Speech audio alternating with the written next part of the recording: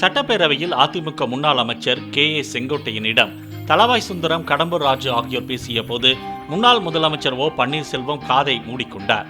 முதலில் மெதுவாக பேசத் தொடங்கிய தளவாய் சுந்தரம் திடீரென சப்தமாக பேசிய போது ஓபிஎஸ் அவரை திரும்பி பார்த்தார்.